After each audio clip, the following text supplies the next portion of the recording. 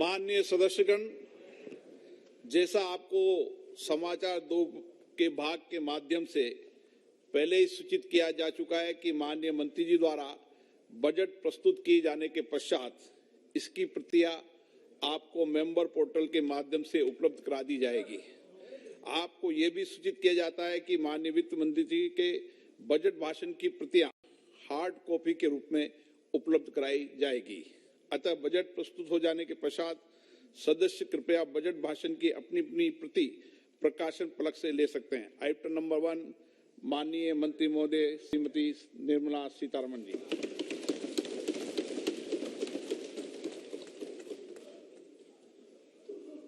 मंत्री जी आज digital budget पढ़ रही हैं।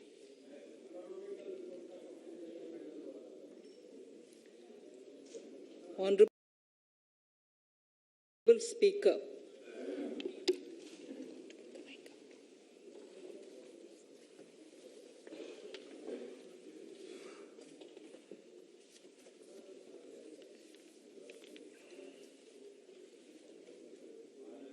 Honorable Speaker, sir, I present the budget for the year 2022-23.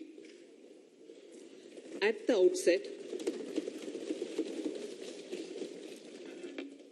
outset, sir, I want to take a moment to express my empathy for those who had to bear adverse health and economic effects of the pandemic.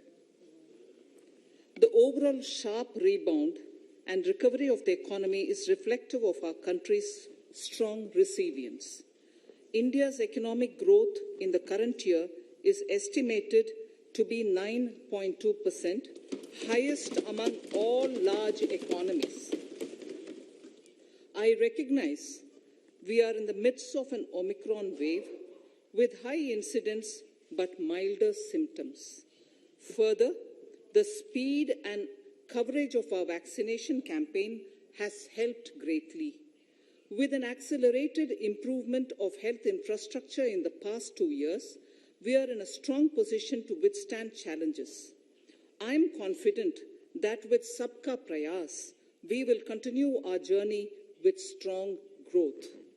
Honorable Speaker, we are marking Azadi Ka Amrit Mahotsav and have entered into Amrit Kal, the 25-year-long lead up to India at 100. Honorable Prime Minister in his Independence Day address had set out the vision for India at 100.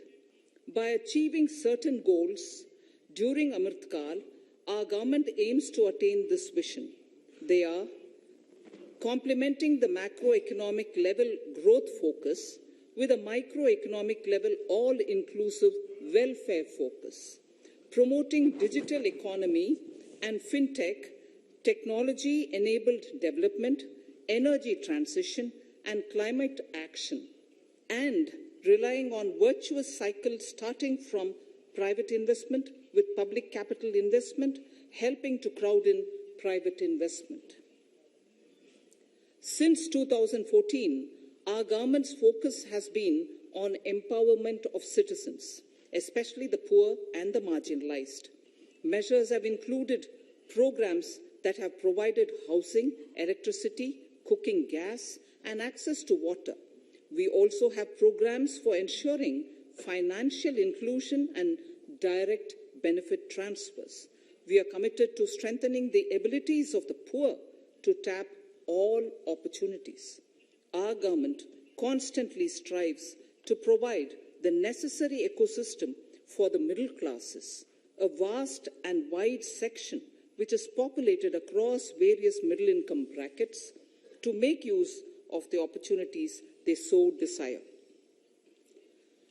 This budget seeks to lay the foundation and give a blueprint to steer the economy over Amrit Kal of the next 25 years, from India at 75 to India at 100. It continues to build on the vision drawn in the budget of 21-22. Its fundamental tenets, which included transparency of financial statement and fiscal position, reflect the government's intent, strengths, and challenges. This continues to guide us. The initiatives of the last year's budget have seen significant progress and have been provided with adequate allocations in this budget as well. The strengthening of health infrastructure, speedy implementation of the vaccination program, and the nationwide resilient response to the current wave of the pandemic are evident for all. The productivity-linked incentive in 14 sectors for achieving the vision of Atmanirbhar Bharat has received excellent response, with potential to create 60 lakh new jobs and an additional production of 30 lakh crore during next 5 years. Towards implementation of the new public sector enterprise policy, the strategic transfer of ownership of Air India has been completed. The strategic partner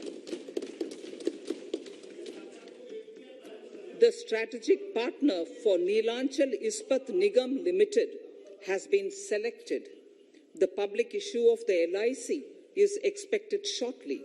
Others too are in the process for 2022-23.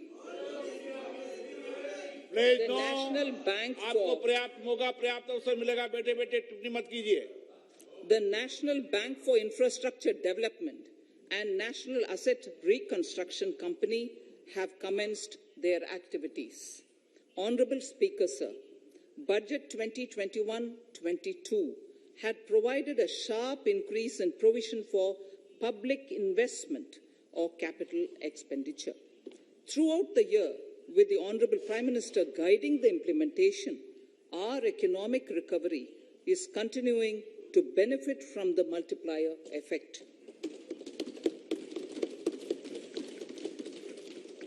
This budget continues to provide impetus for growth. It lays a parallel track of 1. A blueprint for the Amrit Kal, which is futuristic and inclusive.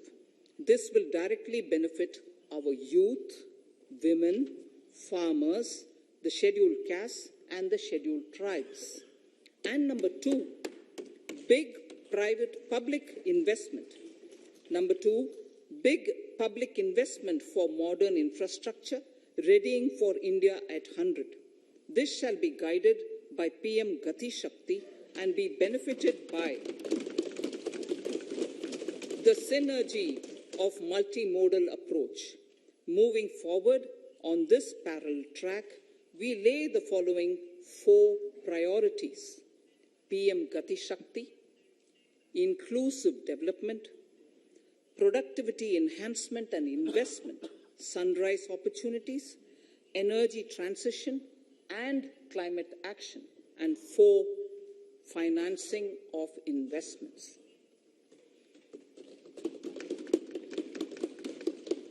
PM Gati Shakti. PM Gati Shakti is a transformative approach for economic growth and sustainable development. The approach is driven by 7 engines, namely roads, railways, airports, ports, mass transport, waterways, and logistics infrastructure. All 7 engines will pull forward the economy in unison. These engines are supported by the complementary roles of energy transmission, IT communication, bulk water and sewerage, and social infrastructure. Finally, the approach is powered by clean energy and Sabka Prayas. The efforts of the central government, the state governments, and the private sector together, leading to a huge job and entrepreneurial opportunities for all, especially the youth. PM Gati Shakti Master Plan, National Master Plan, the scope of PM Gati Shakti National Master Plan will encompass the 7 engines for economic transformation, seamless multimodal connectivity, and logistics efficiency. It will also include the infrastructure development by the state governments as per Gati Shakti Master Plan. The focus will be on planning, financing, including through innovative ways, use of technology, and speedier implementation. The projects pertaining to these 7 engines in the national infrastructure pipeline will be aligned with PM Gati Shakti framework. The touchstone of the master plan will be world-class modern infrastructure and logistics synergy among different modes of movement, both of people and goods, and location of projects. This will help raise the productivity and accelerate economic growth and development. Road transport. PM Gati Shakti Master Plan for expressways will be formulated in 22-23 to facilitate faster movement of people and goods. The National Highways network will be expanded by 25,000 for efficient movement of goods through different modes, reducing logistics cost and time, assisting just-in-time inventory management, and in eliminating tedious documentation. Most importantly, this will provide real-time information to all stakeholders and improve international competitiveness. Open source mobility stack for organizing seamless travel of passengers will also be facilitated. Contracts for implementation of multimodal logistic parks at 4 locations through PPP mode will be awarded in 22-23. Railways will develop new products and efficient logistics services for small farmers and small and medium enterprises, besides taking the lead in integration of postal and railways network to provide seamless solutions for movement of parcels. One station, one product concept will be popularized to help local businesses and supply chains. As a part of Atmanirbhar Bharat, 2,000 kilometers of network will be brought under Kavach, the indigenous world-class technology for safety and capacity augmentation in 2022-23. 400 new generation Vande Bharat trains will better energy efficiency and passenger riding experience will be developed and manufactured during the next 3 years. 100 PM Gati Shakti cargo terminals for multimodal logistics facilities will be developed during the next 3 years. Innovative ways of financing and faster implementation will be encouraged for building metro systems of appropriate type at scale. Multimodal connectivity between mass urban transport and railway stations will be facilitated on priority. Design of metro systems, including civil structures, will be reoriented and standardized for Indian conditions and needs. Parvat Mala. As a preferred ecologically sustainable alternative to conventional roads in difficult hilly areas, National Ropeways Development Program will be taken up on PPP mode. The aim is to improve connectivity and convenience for commuters, besides promoting tourism. This may also cover congested urban areas where conventional mass transit system is not feasible. Contracts for 8 such ropeway projects for a length of 60 kilometers will be awarded in 22-23.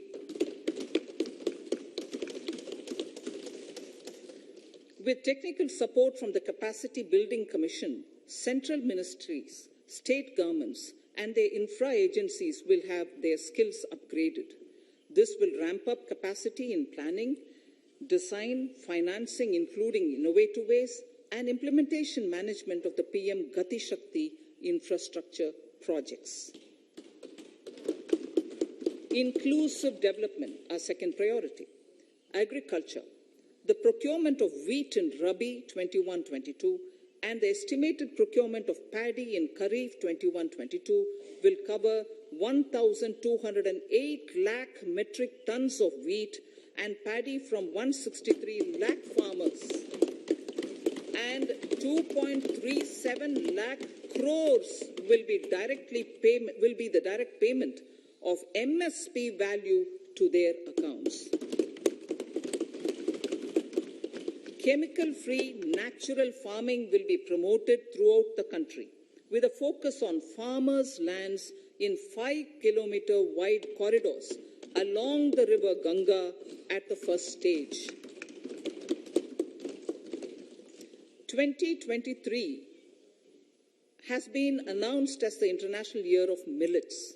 Support will be provided for post-harvest value addition, enhancing domestic consumption, and for branding millet products nationally and internationally. To reduce our dependence on import of oil seeds, a rationalized and comprehensive scheme to increase domestic production of oil seeds will be implemented.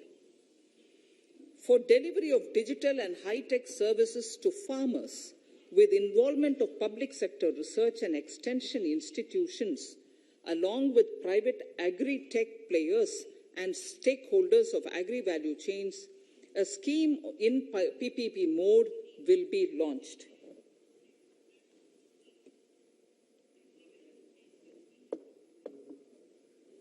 Use of Kisan drones will be promoted for crop assessment, digitization of land records, spraying of insecticides and nutrients. States will be encouraged to revise syllabi of agricultural universities to meet the needs of natural, zero budget, and organic farming, modern day agriculture, value addition, and management. A fund with blended capital raised under the co-investment model will be facilitated through the NABARD. This is to finance startups for agriculture and rural enterprise relevant for farm produce value chain. The activities of these startups will include inter alia, support for FPOs, machinery for farmers on rental basis at farm level, and technology including IT-based support. The implementation of the Ken-Betwa link project at an estimated cost of 44,605 crores will be taken up. This is aimed at providing irrigation benefits to 9.0 lakh hectare of farmers' lands, drinking water supply to 62 lakh people, 103 megawatt of hydro, 27 megawatt of solar power, allocations of 4,300 crores of rupees in the RE 21-22 and 1,400 crores of rupees in 22-23 have been made for this project. Honorable Speaker, sir, draft DPRs for 5 river links, namely Daman-Ganga Pinjal, Par-Tapi Narmada, Godavari Krishna, Krishna Pennar, and Pennar Kaveri have been finalized. Once a consensus is reached among the beneficiary states, the Centre will provide support for their implementation. For farmers to adopt suitable varieties of fruits and vegetables and to use appropriate production and harvesting techniques, our government will provide a comprehensive package with participation of state governments. MSMEs, Udyam, eShram, NCS and ASEEM portals will be interlinked. Their scope will be widened.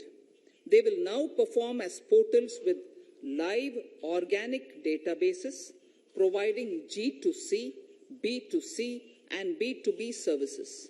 These services will relate to credit facilitation, skilling, and recruitment with an aim to further formalize the economy and enhance entrepreneurial opportunities for all. Emergency Credit Line Guarantee Scheme has provided the much-needed additional credit to more than 130 lakh MSMEs. This has helped them mitigate the adverse impact of the pandemic. The hospitality and related services, especially those by micro and small enterprises, are yet to regain their pre-pandemic level of business. Considering these aspects, the ECLGS will be extended up to March 2023. and its guarantee cover will be expanded by 50,000 crores of rupees to total cover of 5 lakh crores.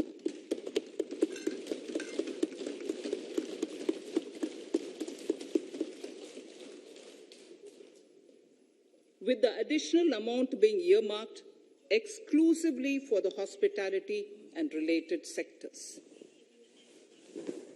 Credit Guarantee Trust for Micro and Small Enterprises, CGTMSE, scheme will be revamped with required infusion of funds. This will facilitate additional credit of 2 lakh crore for micro and small enterprises and expand employment opportunities.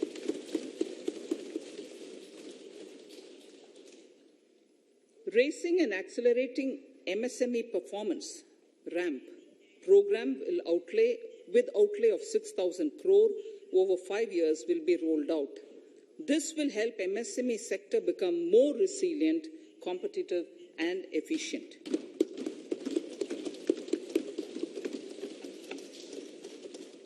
Skilling programs and partnership with the industry will be reoriented to promote continuous skilling avenues, sustainability, and employability. The National Skill Qualification Framework will be aligned with dynamic industry needs.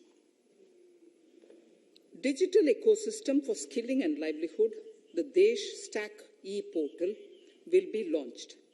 This aims to empower citizens to skill, reskill, or upskill through online training.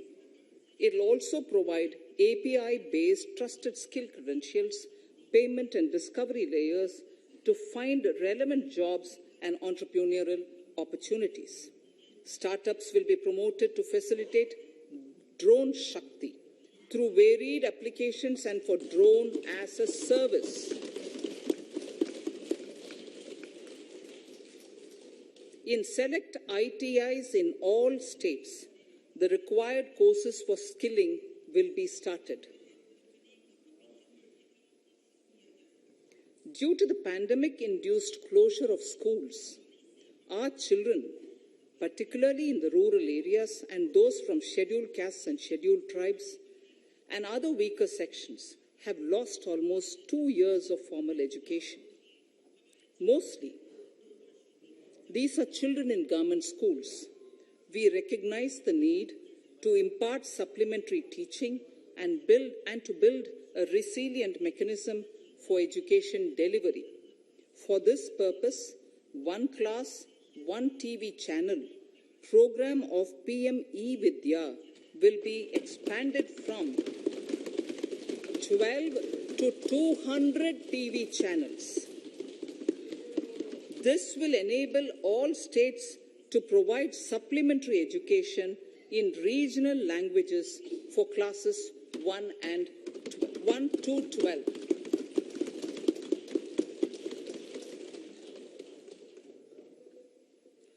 High-quality e-content in all spoken languages will be developed for delivery via internet, mobile phones, TV, and through radio and digital teachers. A competitive mechanism for development of quality e-content by the teachers will be set up to empower and equip them with digital tools of teaching and facilitate better learning outcomes. A digital university will be established to provide access to students across the country for world-class quality universal education with personalized learning experience at their doorsteps. This will be made available in different Indian languages and ICT formats.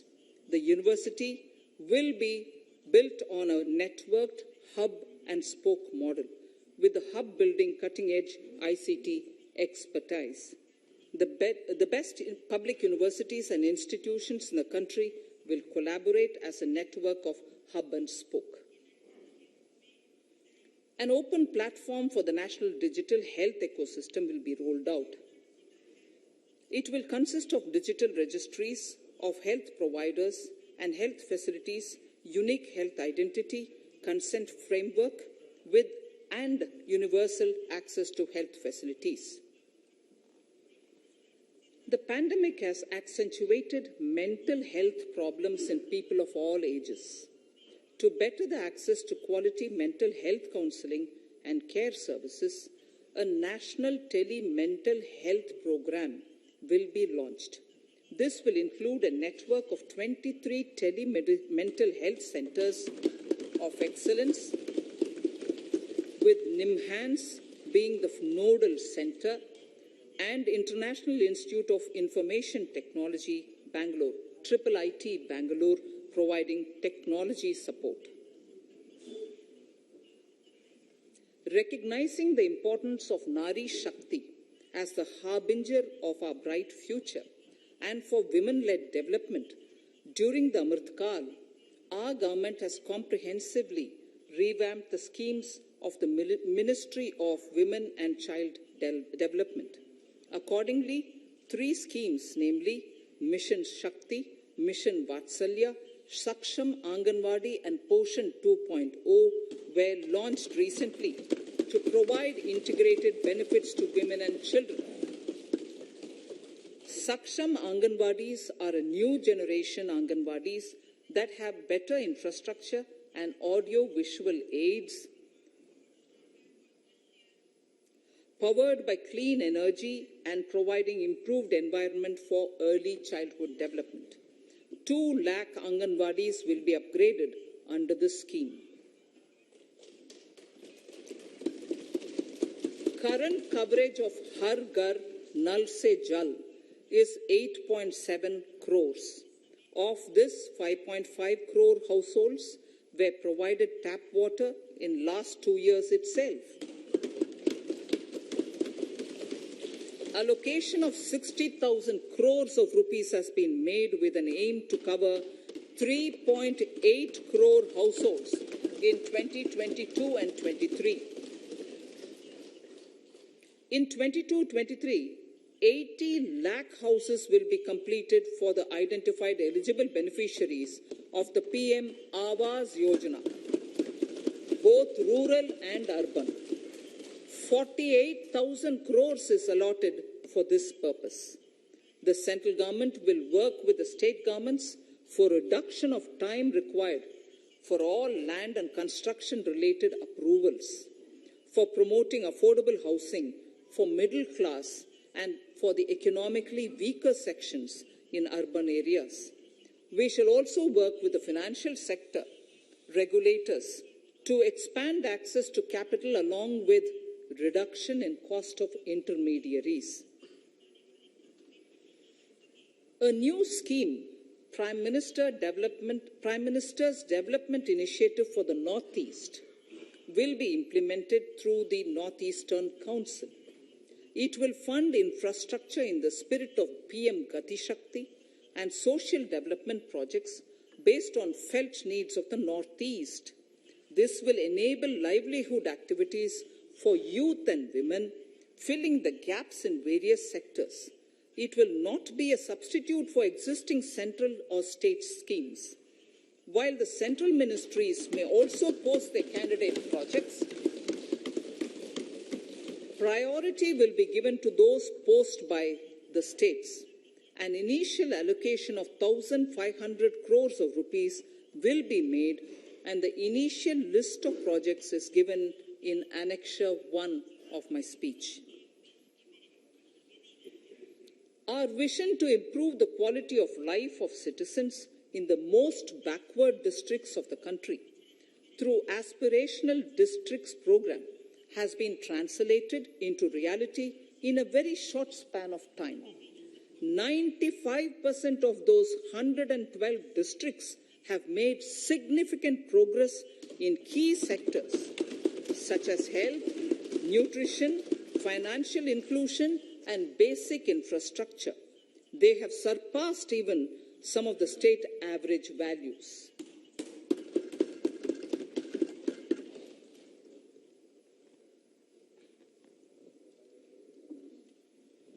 However, in those districts, some blocks continue to lag. In 22-23, the program will focus on such blocks in those districts.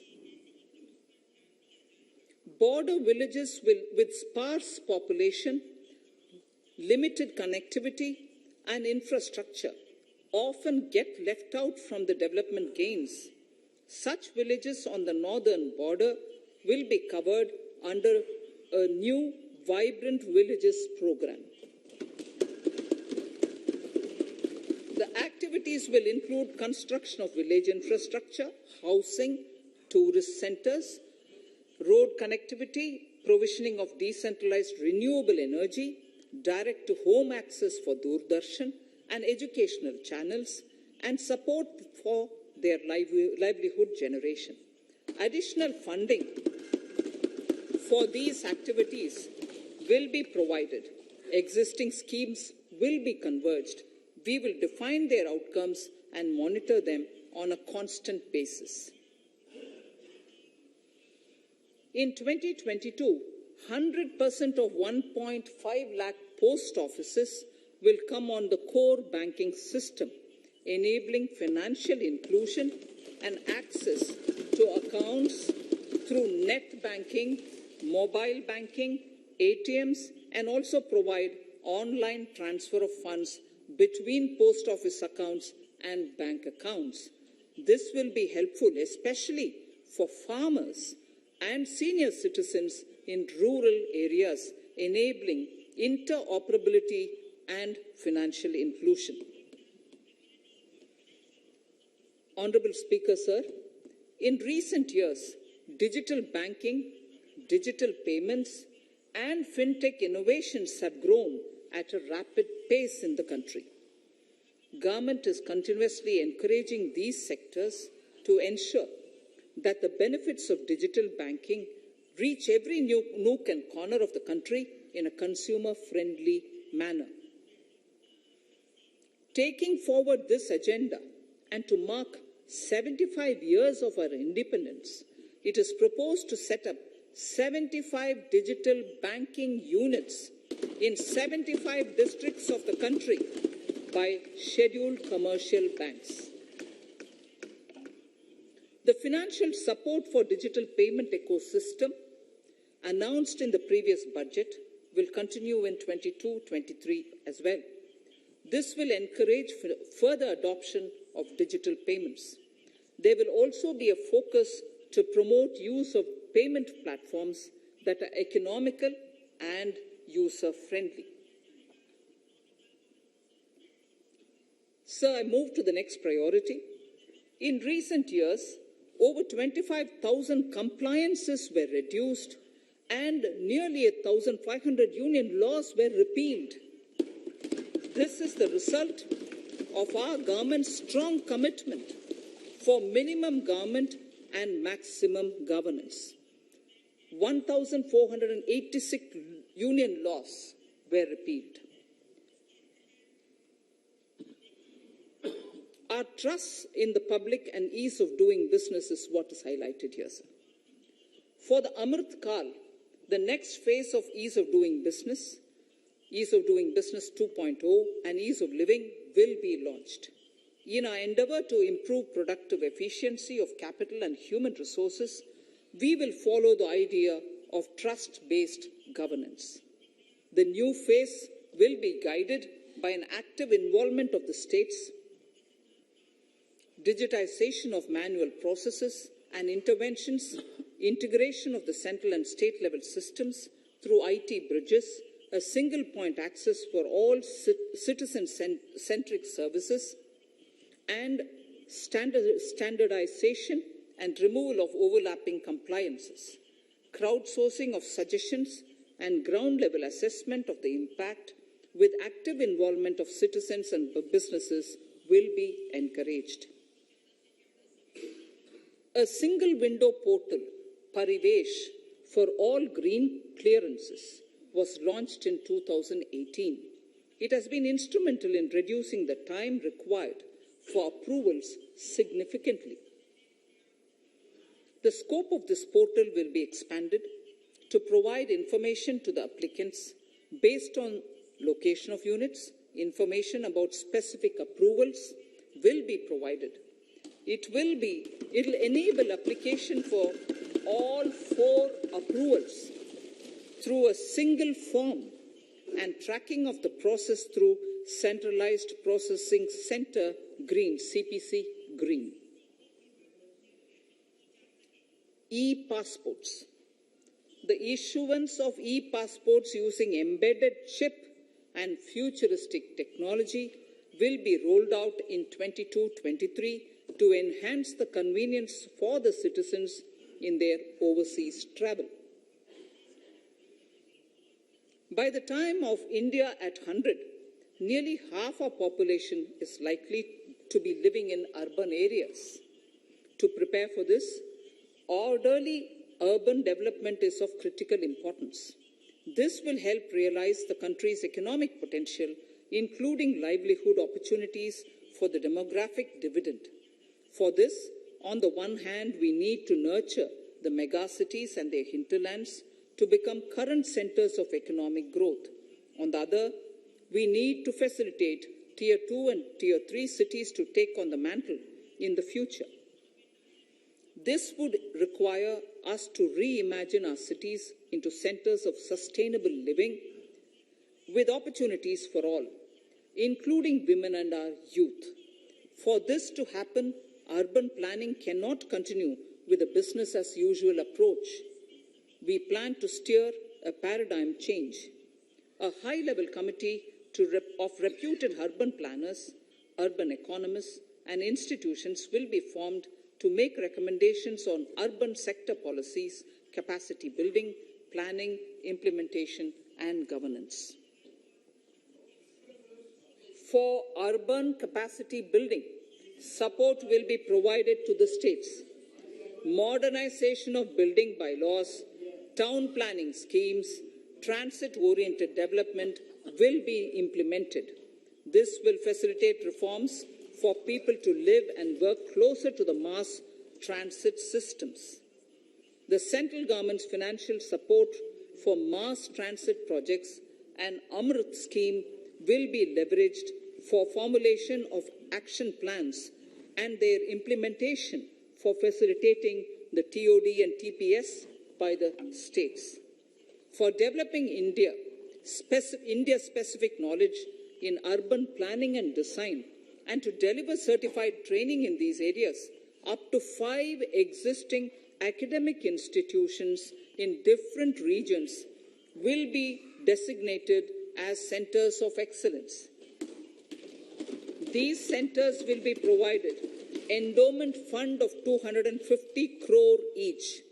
In addition, the AICTE will take the lead to improve syllabi, quality and access of urban planning courses in other institutions.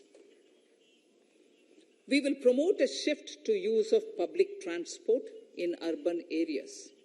This will be complemented by clean tech and governance solutions, special mobility zones with zero fossil fuel policy and EV vehicles. Battery swapping policy. Considering the constraint of space in urban areas, for setting up charging stations at scale, a battery swapping policy will be brought out and interoperability standards will be formulated.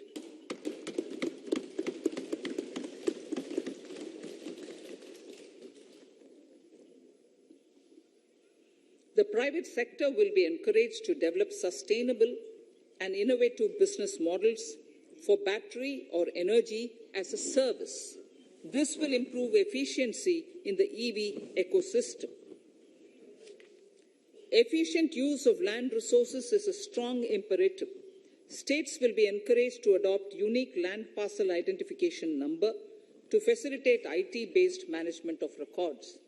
The facility for transliteration of land records across any of the Schedule 8 languages will also be rolled out.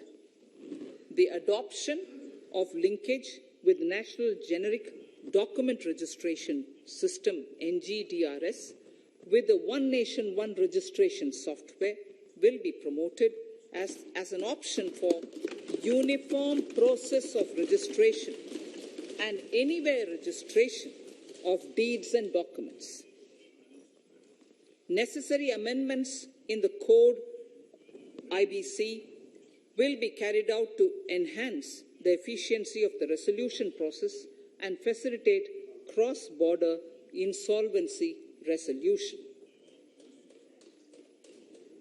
Accelerated corporate exit. Several IT-based systems have been established for accelerated registration of new companies.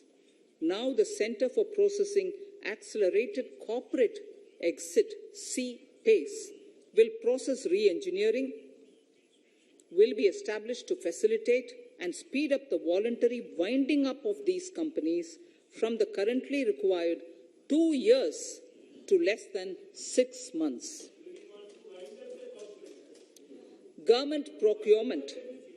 Government rules have recently been modernized for the needs of Amritkal. The new rules have benefited from the inputs from various stakeholders.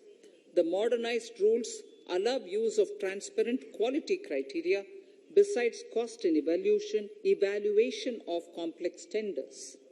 Provisions have been made for payment of 75% of running bills mandatorily within 10 days and for encouraging settlements of disputes through conciliation. As a further step to enhance transparency and to reduce delays in payments, a completely paperless, end-to-end online e-bill system will be launched for use by all central ministries for their procurements. The system will enable the suppliers and contractors to submit online their digitally signed bills and claims and track their status from anywhere.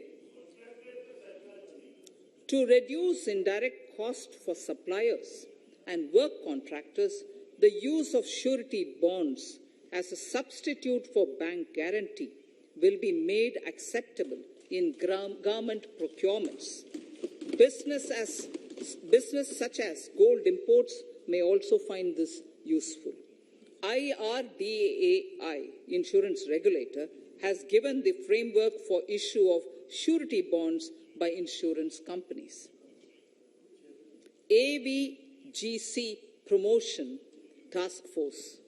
The animation, visual effects, gaming, and comic, the AVGC sector, offers immense potential to employ youth. An AVGC Promotion Task Force with all stakeholders will be set up to recommend ways to realize this and build domestic capacity for serving our markets and the global demand. Telecom sector. Telecommunications in general and 5G technology in particular can enable growth and offer job opportunities. Required spectrum auctions will be conducted in 2022 to facilitate rollout of 5G's mobile services within 2022-23 by private telecom providers. A scheme for design-led manufacturing will be launched to build a strong ecosystem for 5G as part of the production-linked incentive scheme. To enable affordable broadband and mobile service proliferation in rural and remote areas, 5% of annual collections under the Universal Service Obligation Fund will be allocated. This will promote R&D and commercialization of technologies and solutions. Our vision is that all villages and their residents should have the same access to e-services, communication facilities, and digital resources as urban areas and their residents. The contracts for laying optical fiber in all villages, including remote areas, will be awarded under the BharatNet project through PPP in 22 and 23. Completion is expected in 2025. Measures will be taken to enable better and more efficient use of the optical fiber. Export promotion.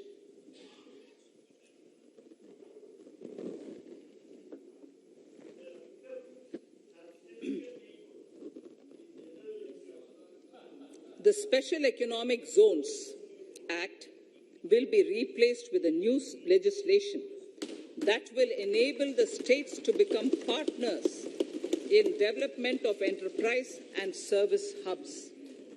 This will cover all large existing and new industrial enclaves to optimally utilize available infrastructure and enhance competitiveness of exports.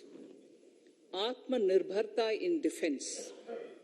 Our government is committed to reducing imports and promoting Atmanirbharta in equipment for the armed forces. 68% of the capital procurement budget will be earmarked for domestic industry in 22-23, up from 58% in 21-22.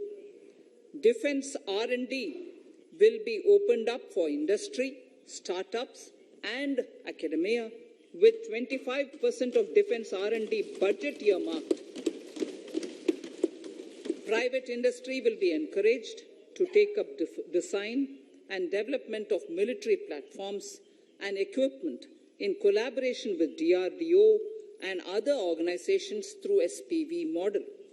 An independent nodal umbrella body will be set up for meeting wide-ranging testing and certification requirements.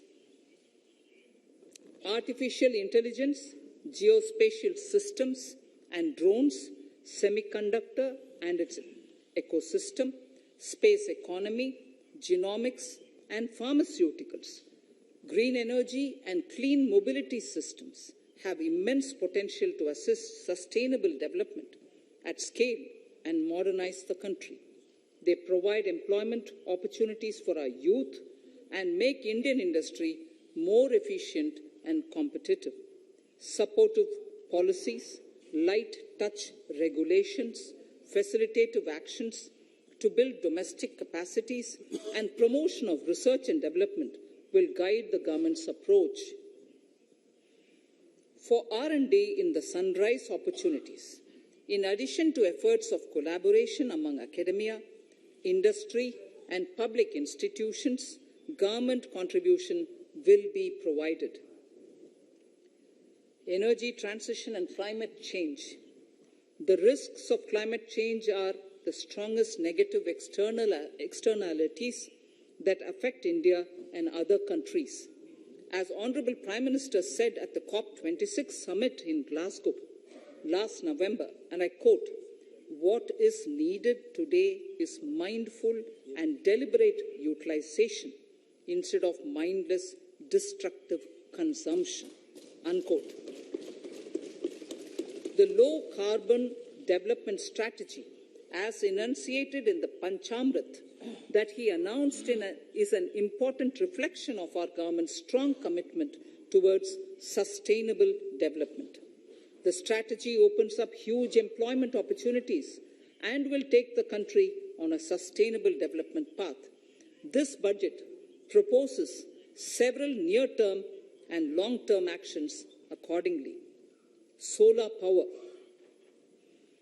To facilitate domestic manufacturing for the ambitious goal of 280 gigawatts of installed solar capacity by 2030, an additional allocation of 19,500 crores for PLI, production-linked incentive, for manufacturing of high-efficiency modules with priority to fully integrate manufacturing units from polysilicon to solar PV modules will be made.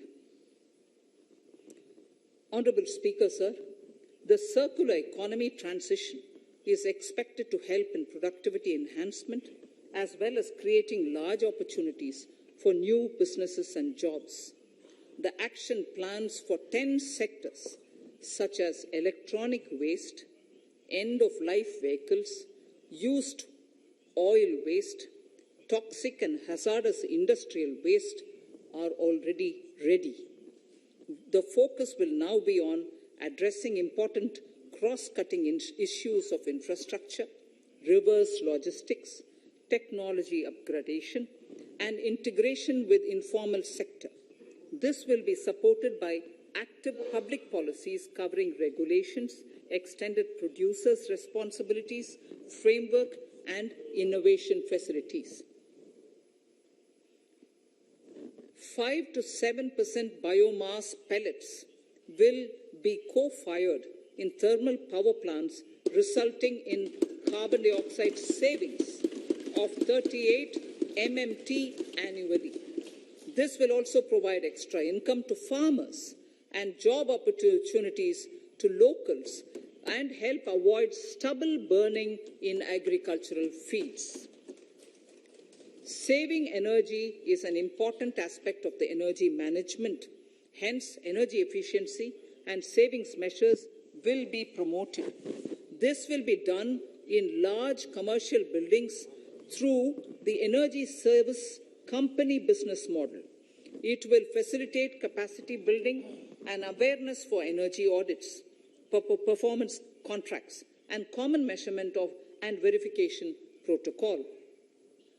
4 pilot projects for coal gasification and conversion of coal into chemicals required for the industry will be set up to evolve technical and financial viability.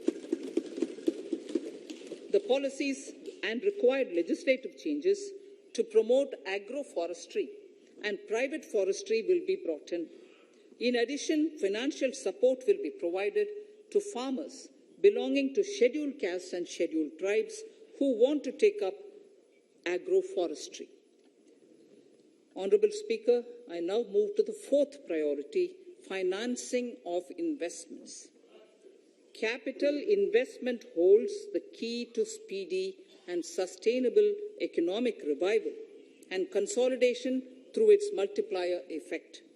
Capital investment also helps in creating employment opportunities, induced enhanced demand for manufactured input from large industries and MSMEs, services from professionals, and help farmers through better agri-infrastructure. The economy has shown strong resilience to come out of the effects of the pandemic with high growth. However, we need to sustain that level to make up for the setback of 2020-2021. As outlined in para 5 earlier, the virtuous cycle of investment requires public investment to crowd in private investment. At this stage, private investments seem to require that support to rise to their potential and to the needs of the economy.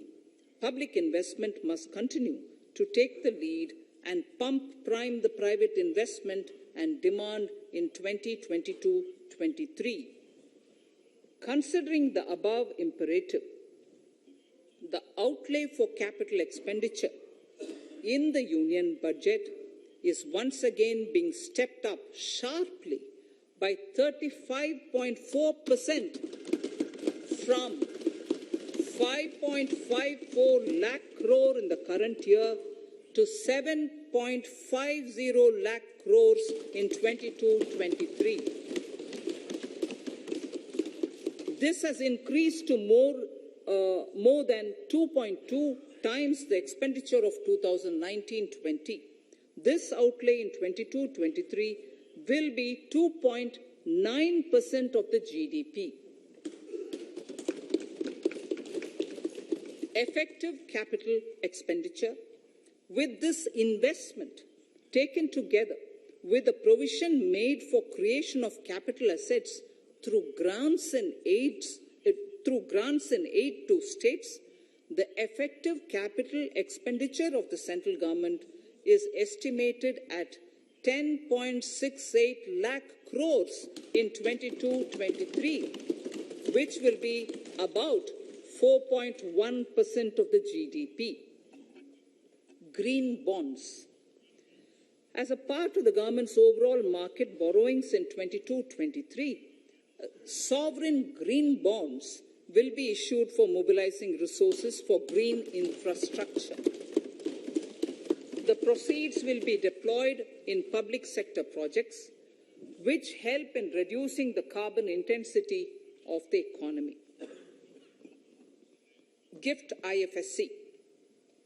World-class foreign universities and institutions will be allowed in the gift city to offer courses in the financial management, fintech, science, technology, engineering, and mathematics free from domestic regulations, except those by the IFSCA to facilitate availability of high-end human resources for financial services and technology.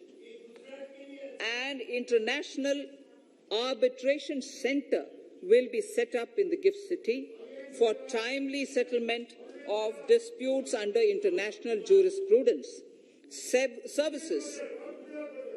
Services for global capital for sustainable and climate finance in the country will be facilitated in the gift city. Infrastructure status. Data centers and energy storage systems, including dense charging infrastructure and grid-scale battery systems, will be included in the harmonized list of infrastructure. This will facilitate credit availability for digital infrastructure and clean energy storage. Venture capital and private equity invested more than 5.5 lakh crores last year, facilitating one of the largest startup growth system. Scaling up this investment requires a holistic examination of regulatory and other frictions. An expert committee will be set up to examine and suggest appropriate measures.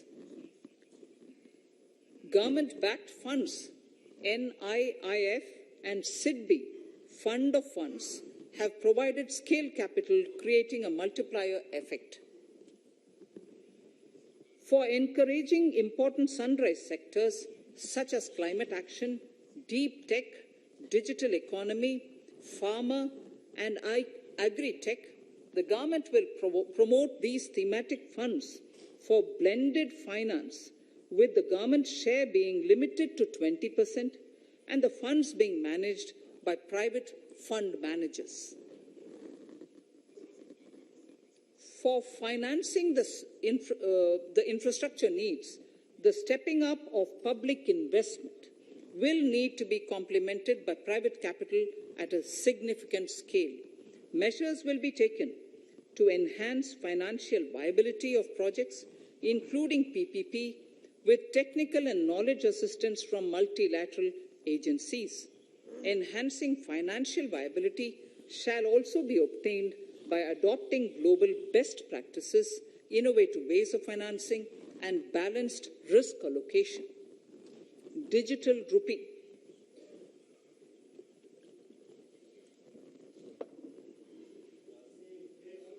Introduction of a central bank digital currency will give a big boost to digital economy. Digital currency will also lead to a more efficient and cheaper currency management system. It is therefore proposed to introduce digital rupee using blockchain and other technologies to be issued by the Reserve Bank of India starting 2022 and 23. Financial assistance to states for capital investment. Reflecting the true spirit of cooperative federalism, the central government is committed to bolstering the hands of the states in enhancing their capital investment towards creating productive assets and generating remunerative employment. the scheme for financial assistance to states for capital investment has been extremely well received by the states. In deference to the requests received during my meeting with the chief ministers and state finance ministers, the outlay for this scheme is being enhanced from 10,000 crores in the budget estimates to 15,000 crores in the revised estimates for the current year.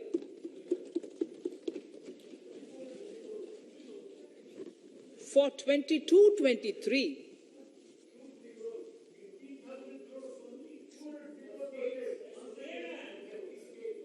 I'll repeat that sentence for the benefit of many of our honourable members. In deference to the requests received during my meeting with chief ministers and state finance ministers, the outlay for this scheme is being enhanced from 10,000 crores in the BE to 15,000 crores, 15,000 crores in the RE of the current year. For 22-23, the allocation is 1 lakh crores to assist the states in catalyzing the overall investments in the economy. These 50-year interest-free loans are over and above the normal borrowings allowed to the states, are over and above the normal borrowings to the states. This allocation will be used for PM Gati Shakti related and other productive capital investments of the states. It will also include components for supplemental funding for priority segments of PM Gram Sadak Yojana, including support for the state share, digitization of the economy, including digital payments and completion of OFC network, and reforms related to building bylaws, town planning schemes, transit-oriented development, and transferable development rights.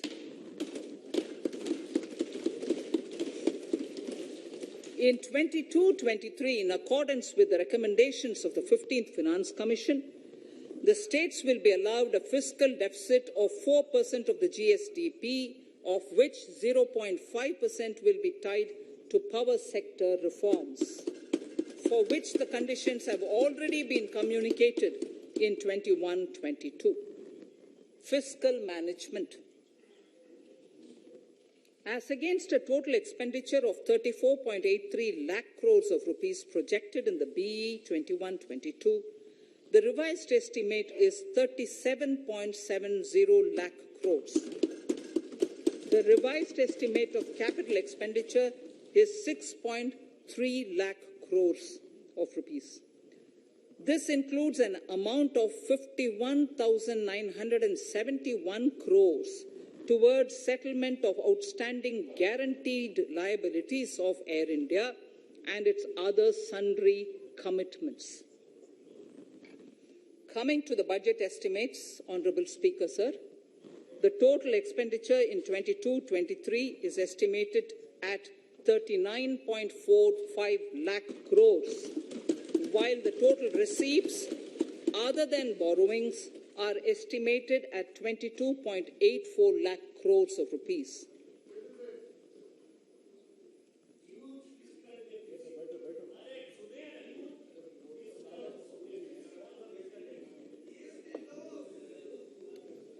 The revised fiscal deficit, Honourable Speaker, in the current year is estimated at 6.9% of the GDP, as against 6.8% projected in the budget estimates.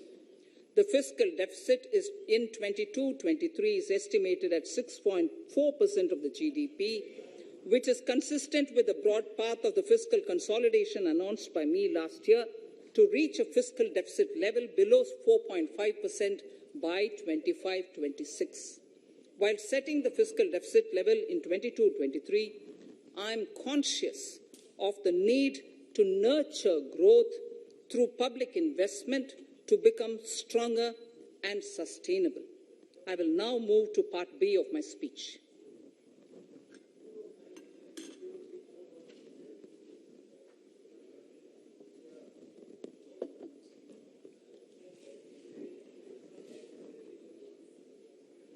Direct tax.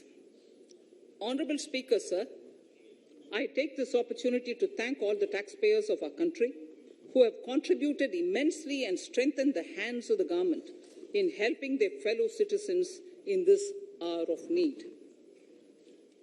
So I have brought in a little verse from the Mahabharata. I wouldn't spend more time reading because I would like the speech to get enough time. However, the substance of it is the king must make arrangements for yoga kshema, which is the welfare of the populace, by way of abandoning any laxity and by governing the state in line with dharma, along with collecting taxes which are in consonance with dharma. This is Mahabharata Shanti Parva Adhyaya, Shloka 11 from 72. Drawing wisdom from our ancient texts, we continue on the path to progress. The proposals in this budget, while continuing with our declared policy of stable and predictable tax regime, intend to bring more reforms that will take ahead our vision to establish a trustworthy tax regime. This will further simplify the tax system, promote voluntary compliance by taxpayers, and reduce litigation. Introducing new updated return. India is growing at an accelerated pace and people are undertaking multiple financial transactions. The Income Tax Department has established a robust framework of reporting of taxpayers' transactions. In this context, some taxpayers may realize that they have committed omissions or mistakes in correctly estimating their income for tax payment. To provide an opportunity to correct such errors, I am proposing a new provision permitting taxpayers to file an updated return on payment of additional tax. This updated return can be filed within 2 years from the end of the relevant assessment year.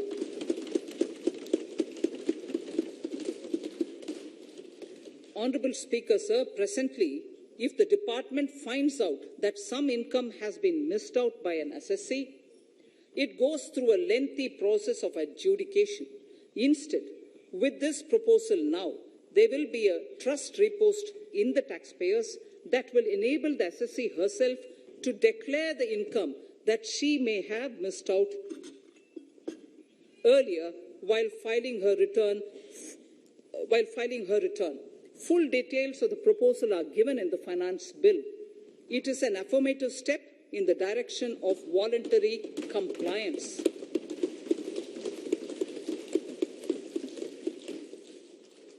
Reduced alternative minimum tax rate and surcharge for cooperatives.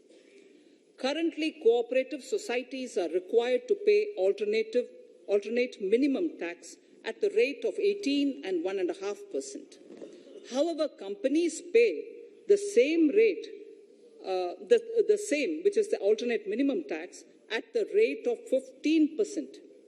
To provide a level playing field between cooperative societies and companies, I propose to reduce this rate for the cooperative societies also to 15%. Honourable Speaker, sir, I also propose to reduce the surcharge on cooperative societies from the present 12% to 7% for those having total income of more than 1 crore and up to 10 crores. This would help in enhancing income of cooperative societies and its members who are mostly from the rural and from farming communities. Tax relief to persons with disability. The parent or guardian of a differently abled person can take an insurance scheme for such person. The present law provides for deduction to the parent or guardian only if the lump sum payment or annuity is available to the differently abled person on the death of the subscriber, that is the parent or the guardian. There could be situations where the differently abled dependent may need payment of annuity or lump sum amount even during the lifetime of their parent or guardian. I propose thus to allow the payment of annuity and lump sum amount to the differently abled dependent during the lifetime of the parent and guardians, that is, parent or guardians, attaining the age of 60 years.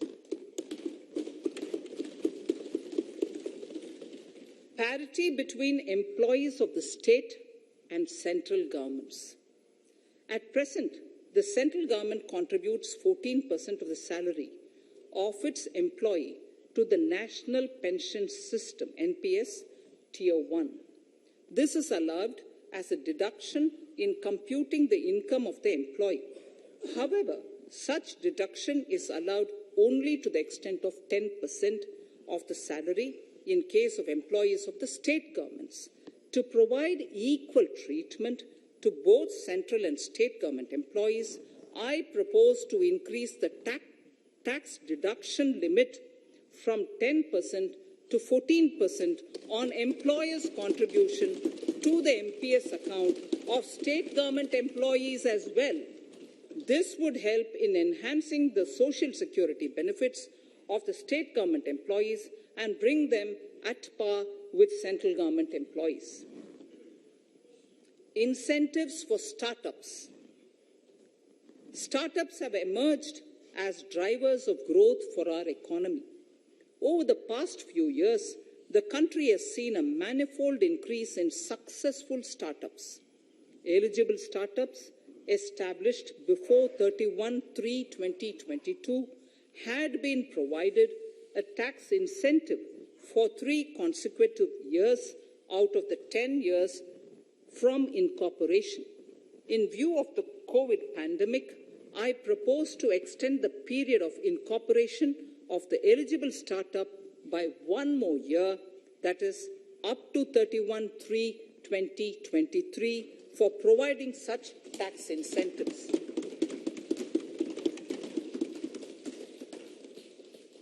Incentives for newly incorporated manufacturing entities under concessional tax regime. In an effort to establish a global competitive business environment for certain domestic companies, a concessional tax regime of 15% was introduced by our government for newly incorporated domestic manufacturing companies. I propose to extend the last date for commencement of manufacturing or production under Section 115B(ab) by 1 more year, that is from 31st March 2023 to 31st March 2024.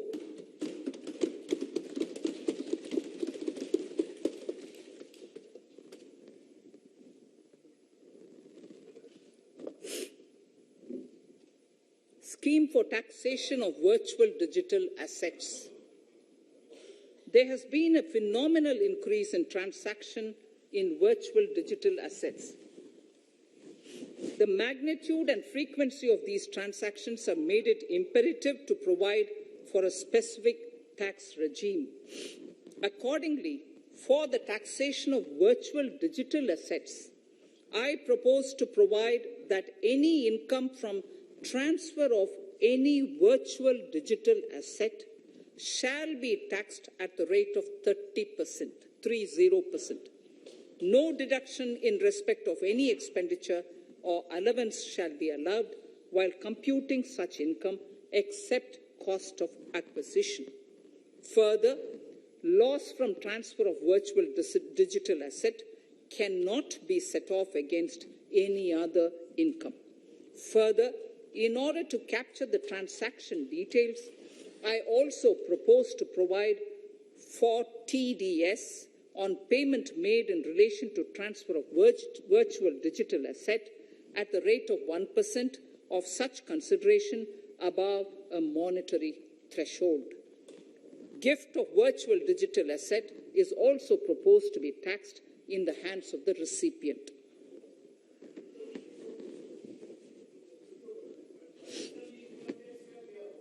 Litigation management to avoid repetitive appeals by the department. It has been observed that a lot of time and resources are consumed in filing of appeals which involve identical issues. Taking forward our policy of sound litigation management, I propose to provide that if a question of law in the case of an assessee is identical to a question of law which is pending in the appeal before a jurisdictional High Court or Supreme Court. In any case, the filing of further appeal in the case of this assessee by the department shall be deferred till such a question of law is decided by the jurisdictional High Court or the Supreme Court. This will greatly help in reducing the repeated litigation between taxpayer and the department.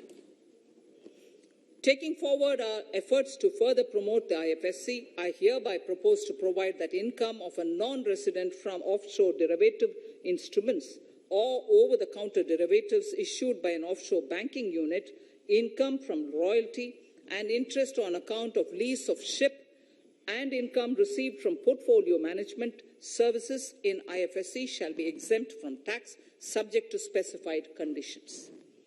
Rationalization of surcharge. In the globalized business world, there are several work contracts whose terms and conditions mandatorily require formation of a consortium.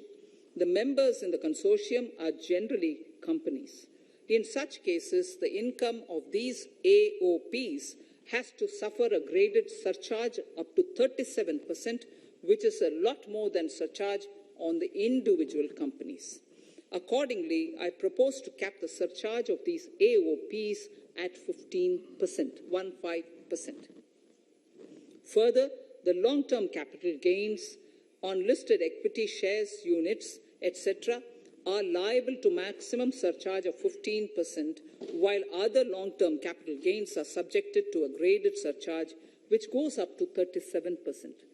I propose to cap the surcharge on long-term capital gains arising on transfer of any type of assets at 15%.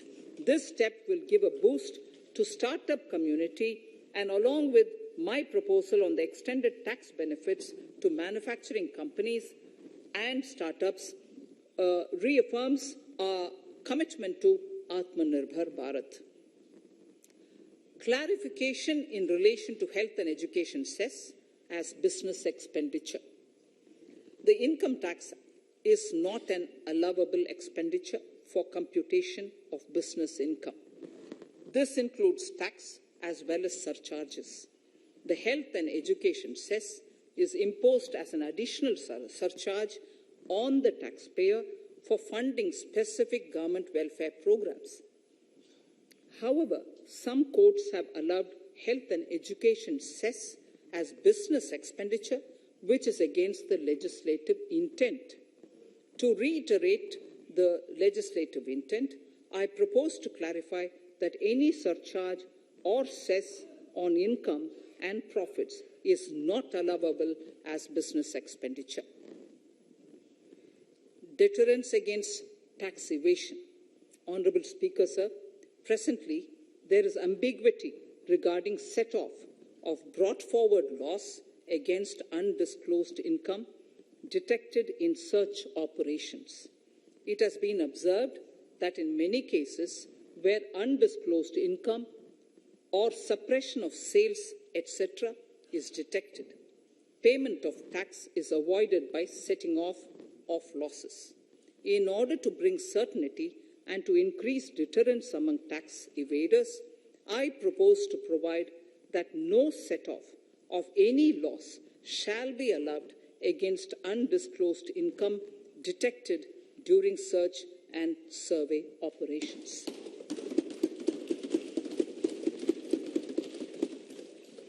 It has been noticed that as a business promotion strategy, there is a tendency on businesses to pass on benefits to their agents. Such benefits are taxable in the hands of the agents. In order to track such transactions, I propose to provide for tax deduction by the person giving benefits if the aggregate value of such benefits exceeds 20,000 rupees during the financial year. A few other changes are being made, the details of which are there in the finance bill. Indirect taxes. So remarkable progress in GST.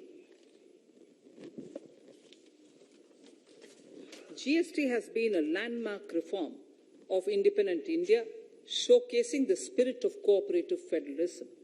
While aspirations were high, there were huge challenges too. These challenges were overcome deftly and painstakingly under the guidance and the oversight of the GST Council. We can now take pride in a fully IT-driven and progressive GST regime that has fulfilled the cherished dream of India as one market, one tax.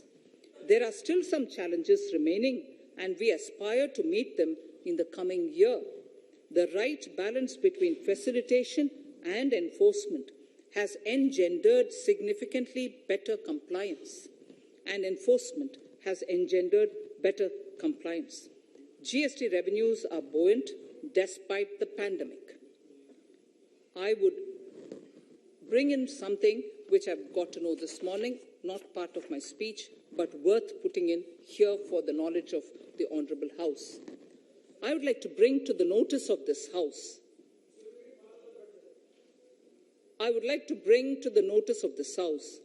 that the gross GST collections for the month of January 22 are rupees 1,40,986 crores, which is the highest since the inception of GST. This has been possible due to rapid economic growth, recovery, post-COVID.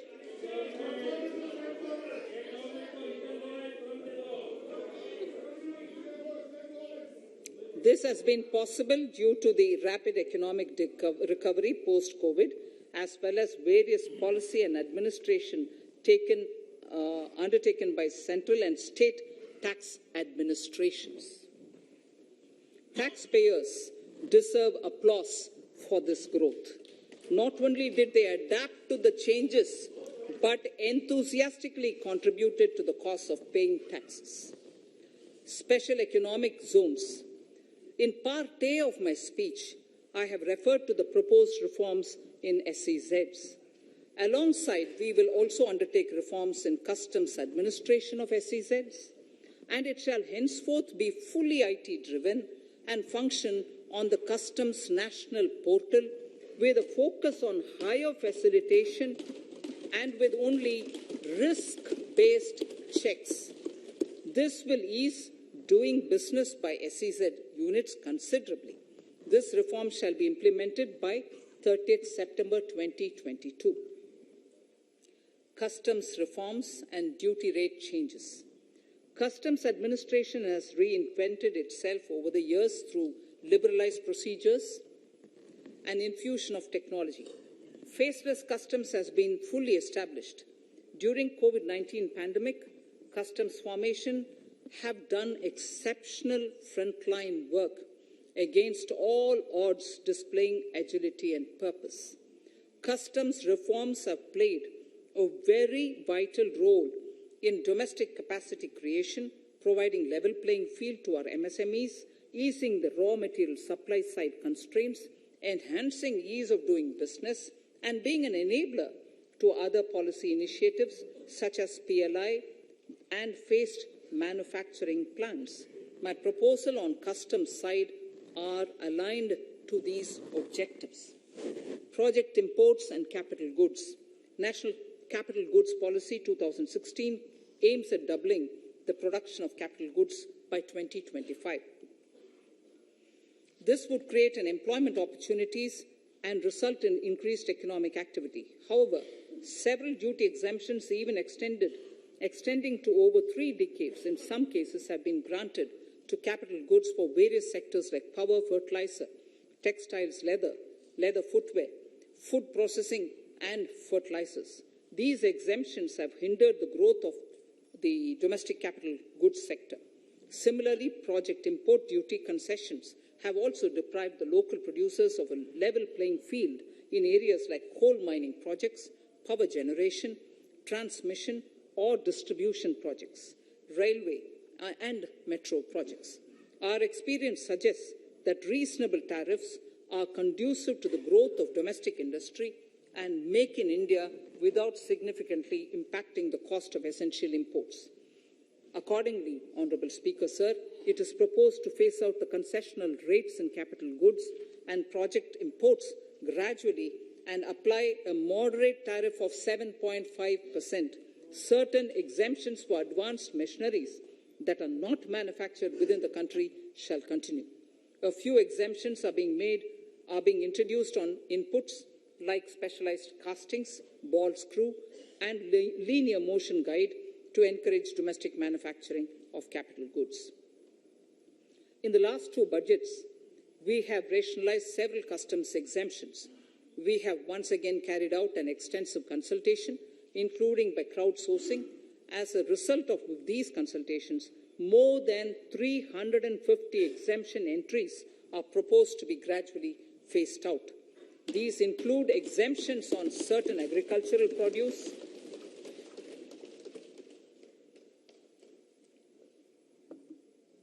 chemicals, fabrics, medical devices and drugs, and medicines for which sufficient domestic capacity exists. Further, as a simplification measure, several concessional rates are being incorporated in the customs tariff schedule itself instead of prescribing them through various notifications. This comprehensive review will simplify the customs rate and tariff structure, particularly for sectors like chemicals, textiles, and metals, and minimize disputes. Removal of exemption on items which are or can be manufactured in India and providing concessional duties on raw material that go into manufacturing of intermediate products will go many a step forward in achieving our objective of Make in India and Atmanirbhar Bharat. I shall now take up specific sector-specific proposals. Electronics. Electronic manufacturing has been growing rapidly. Customs duty rates are being calibrated to provide a graded rate structure to facilitate domestic manufacturing of wearable devices, hearable devices, and electronic smart meters. Duty concessions are being given to parts of transformer of mobile phone chargers and camera lens of mobile camera module and certain other such items. This will enable domestic manufacturing of high-growth electronic items. Gems and jewellery. To give a boost to the gems and jewellery sector, customs duty on cut and polished diamonds and gemstones is being reduced to 5%. Simply sawn diamond would attract nil customs duty. To facilitate export of jewellery through e-commerce, a simplified regulatory framework shall be implemented by June this year to disincentivize import of undervalued imitation jewellery. The customs duty on imitation jewellery is being prescribed in a manner that a duty of at least 400 rupees per kg is paid on its import. Chemicals. Customs duty on certain critical chemicals, namely methanol, acetic acid, and heavy feedstocks for petroleum refining are being reduced, while duty is being raised on sodium cyanide, for which adequate capacity in the domestic arena exists. These changes will help in enhancing domestic value addition. MSMEs. Duty on umbrellas is being raised to 20%. Exemption to parts of umbrellas is being withdrawn. Exemption is also being rationalized on implements and tools for agricultural sector which are manufactured in India. Customs duty exemption given to steel scrap last year is being extended for another year to provide relief to MSME secondary steel producers. Certain anti-dumping and CVD on stainless steel and coated steel flat products, bars of alloy steel and high-speed steel are being revoked in larger public interest considering prevailing high prices of metals.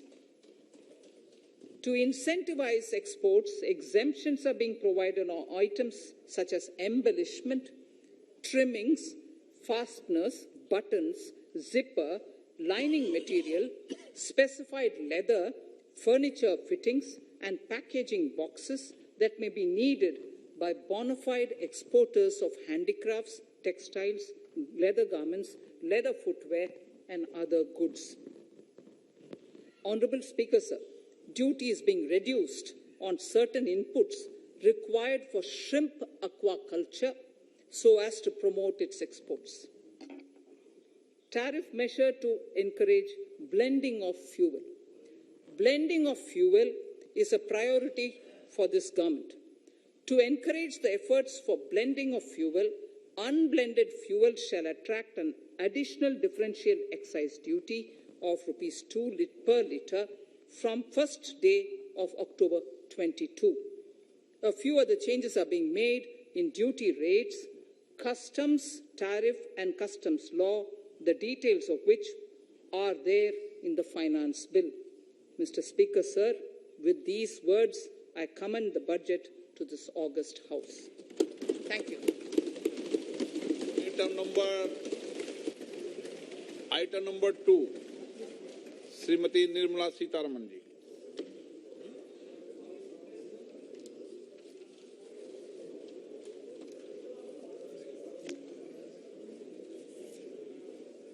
Sir, with your permission, I rise to lay on the table the following statements under Section 3(1) of the Fiscal Responsibility and Budget Management FRBM Act 2003, Medium-Term Fiscal Policy cum Fiscal Policy Strategy Statement and Macroeconomic Framework Statement. Item number 3, Vitt Videk 2020, Nirmala Sitharaman ji. Sir, item number 3, Finance Bill. Sir, with your permission, I rise to move for leave to introduce the Finance Bill 2022. प्रश्न ये कि वित्त विधेयक को पुनर्स्थापित करने की अनुमति प्रदान की जाए। जो सदस्य इसके पक्ष में हाँ गए, जो सदस्य विरोध में ना गए, मेरे विचार में निर्णय हाँ वालों के पक्ष में, हाँ वालों के पक्ष में। माननीय मंत्री जी, वित्त विधेयक को पुनर्स्थापित करें। Sir, I introduce the bill. सभा की कार्रवाई कल बुधवार दिनांक 2 फरवरी 2022 को साढ़े 4 बजे तक के लिए स्थगित की जाती है।